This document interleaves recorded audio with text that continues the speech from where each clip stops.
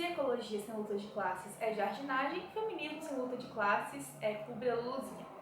Olá, leitores, tudo bem? Hoje eu vou falar sobre um livro chamado O Feminismo para Todo Mundo, da autora Bell Hooks. Eu gostaria de começar falando sobre uma situação que aconteceu comigo sexta-feira. Eu fui ver um filme, Jogos Vorazes, inclusive eu quero ler todos os livros da série para falar um pouquinho deles aqui, e eu encontrei com uma amiga minha na livraria. A gente tava olhando os livros lá, né, como a boa leitora faz sempre, vai na livraria só pra ver livro. E na hora que a gente tava saindo, eu vi um livro que falava Guerra Cultural. Eu falei, lá vem coisa. Se tá escrito Guerra Cultural, ou vai ser algo muito bom, ou vai ser algo muito... E aí peguei pra ler, né? Primeiro que o subtítulo era Como combater as práticas da esquerda que estão destruindo o Ocidente. E aí, tudo bem, os livros da Bell Hooks ali do lado desse livro, porque gente, como pode? Mas peguei e abri uma página qualquer, e aquela página estava falando porque tem gente que pensa que não tem como você ser anticapitalista sem ser antirracista, e aí a pessoa querendo falar que daria pra fazer isso. E eu fui voltando umas páginas pra pegar desde o início do capítulo e falava sobre feminismo. Eu falei, gente, que coincidência, vou gravar um vídeo que fala sobre isso. E aí, era só... E eu comecei a ler, eu fui pensando, gente, mas eu concordo com isso. Que engraçado, né? Um livro que não vai em encontro das minhas ideias, eu concordando. Aí eu fui vendo que todos os textos eram partes de outros artigos e de outros escritores que defendiam que não tinha como você ser feminista sem ser anticapitalista. E aí chega no final e fala, porque isso, essa visão de que não tem como você ser feminista e não ser anticapitalista, ou ser antirracista, e não ser anticapitalista, que não tem como, né? Ela é ingênua e infelizmente ela seduz muitas pessoas jovens. E aí acabou.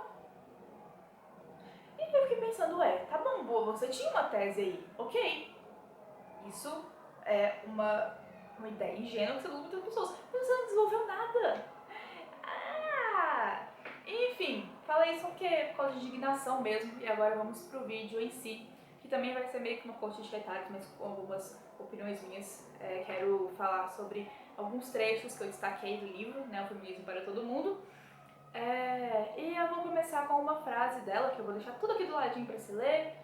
E vamos lá, no capítulo 19, Feminismo Visionário, que a Bell Hooks fala: enquanto livros antifeministas tendem a ser escritos em linguagem acessível, atraindo maior número de leitores, não existe um corpo de teoria feminista popular que sirva como contraponto às suas mensagens. Acho que isso combina bem com o que eu acabei de falar, né? Tava lá, bem acessível, com apoio de alguns políticos do Brasil. E aí, uma das coisas que a Bell Hooks visava era criar um manual feminista que pudesse ser compreendido pelas pessoas, e ela também traz muita ideia de que o feminismo não é anti-homem, ele é anti-sexismo. Então, tem muitas coisas no livro, agora a gente vai falar só de algumas delas, mas fica muita indicação, adorei.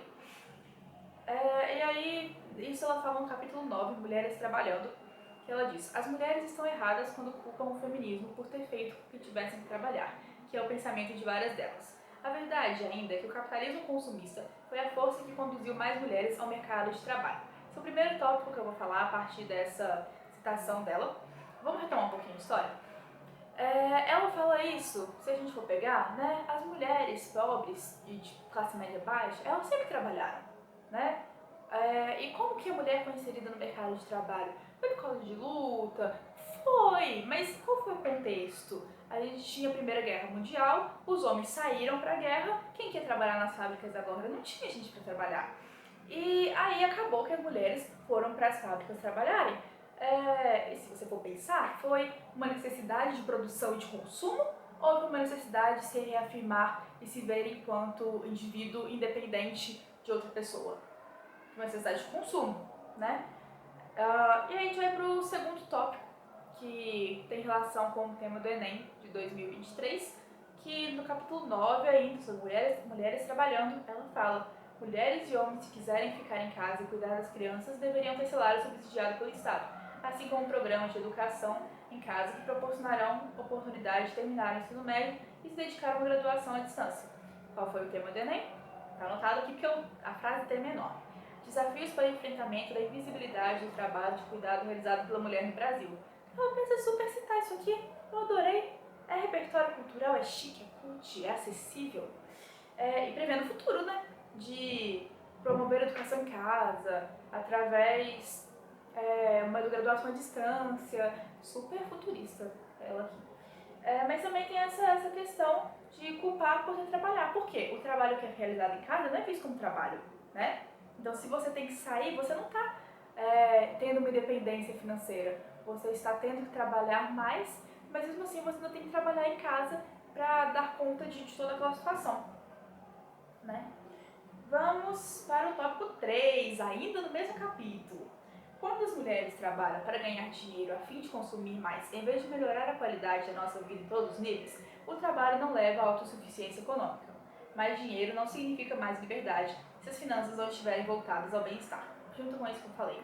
E eu trouxe alguns dados aqui. O primeiro foi de 2011, sobre mulheres gastam em média R$100 por mês com beleza e estética. Na época, o salário mínimo era de R$540, isso representa 18% do salário mínimo. E aí eu peguei um dado mais recente que fala mercado de beleza. Mulheres gastam 30% do salário no setor de estética. Mas agora não pode mais fazer unha, não pode mais fazer cabelo, não pode mais... Não, não é isso. Vamos lá, às vezes eu fico falando, temos que ser radicais, não extremistas. Tem uma diferença aí. Agora fazer unha, agora fazer maquiagem, tô sempre de batom. Mas pra gente pensar se isso é realmente um gasto com bem-estar ou é uma pressão estética, né? Porque tem aquela coisa de que, você tem que ser mulher, mas você tem que se arrumar. Porque se você não, você é desarrumada, nossa, descuidada, né? E aí a gente cai nesse discurso.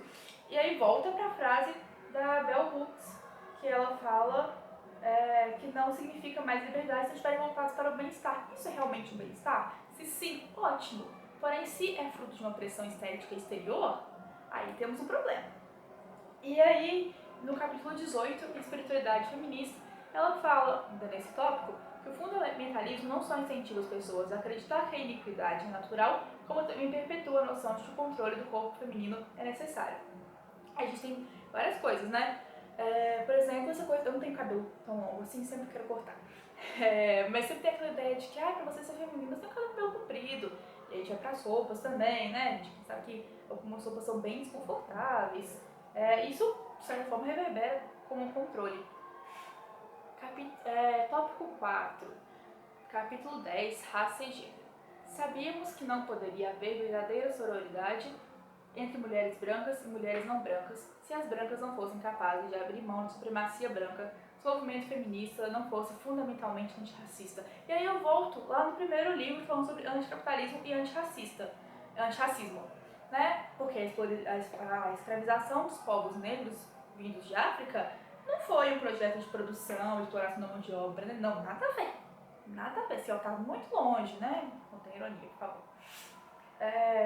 Então, se você quer uma igualdade entre pessoas que foram escravizadas, principalmente aqui do Brasil, trazendo para a nossa realidade, como sempre, e mulheres que não foram, que começaram a trabalhar, mesmo que por pressão, porém por uma necessidade de dependência financeira, a gente tem um abismo. Né?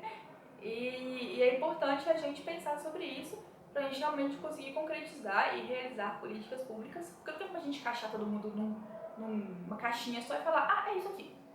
Vamos fazer política pública para mulher, mas que mulheres? Né? A gente tem muitos subgrupos aí. E aí, um dos pontos que o livro da Bell Hooks foca também, né? Não é um grupo de mulheres, são vários grupos de mulheres. E aí, no capítulo 12, ela fala também masculinidade feminista, né? O patriarcado capitalista da supremacia branca não tem capacidade de proporcionar o que tu prometeu. Voltamos lá no assunto de o capitalismo não é anti-homem, porque nesse capítulo ela fala sobre como os homens também são afetados por isso. Mas isso daria um outro vídeo completamente novo.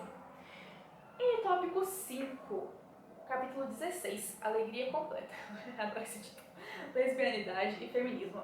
É onde ela diz: a mídia de massa convencional sempre escolheu uma mulher heterossexual para representar o que o movimento feminista defende. Quanto mais hétero, melhor. Quanto mais glamurosa, mais sua imagem pode ser usada para agradar aos homens.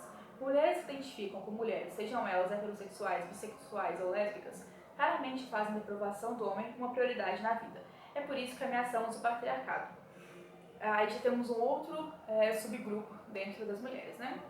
E eu peguei um dado do relatório sobre terapia de conversão e uma parte que eles falam é: a terapia de conversão é um negócio lucrativo para os disseminadores em todo o mundo, onde estratégias de marketing são usadas para sustentar um modelo de negócio.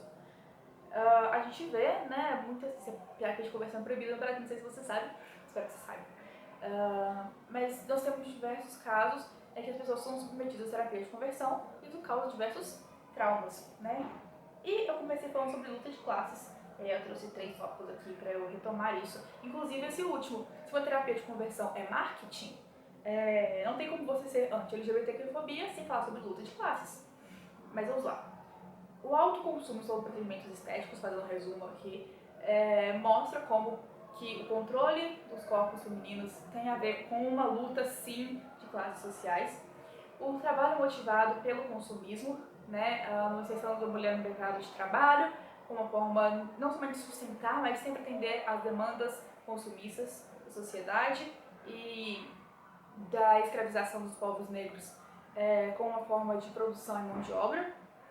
E, em terceiro ponto, racismo e homofobia que são influenciados pelo mercado, incluindo a questão chamada pink money, que é quando você finge que você apoia os gays na época, em julho, e faz arco-íris, e tem um Mickey cheio de arco-íris, olha que bonitinho, pra você ganhar dinheiro em cima. E aí você não tá apoiando uma causa, porque o resto do ano você fala mal. E aí chega julho e você faz isso. E aí eu selecionei alguns questionamentos aqui que vieram na minha cabeça. Isso tudo atende a quais interesses? Da classe dominante, que está em cima, ou do povo? Por que existem esses interesses? Né? A gente sempre escuta algumas falas também, que eu coloquei aqui. A mulher tem que ser feminina, tem que se comportar direito. Mas pra quem? É tudo bem ser lésbica, mas tem que se cuidar. Se cuidar em que sentido? O seu cabelo é ruim. Ruim em qual visão? Né? É tudo isso voltado no mercado que visa um lucro. Se você tem que ser feminina, você tem que gastar com mais coisas. Se você tem que se cuidar, você tem que gastar com mais coisas. Se te fazem acreditar que um tipo de cabelo é ruim, você tem que buscar outras maneiras. Isso envolve o quê? Consumo. E eu vou ficar por aqui. Acho que falei demais, às vezes eu me desvio. Eu recomendo muito, muito, muito esse livro. Foi o primeiro livro da Bell Hooks que eu li, eu quero ler outros e falar mais. Acho legal sempre estar nesse processo de construção, né?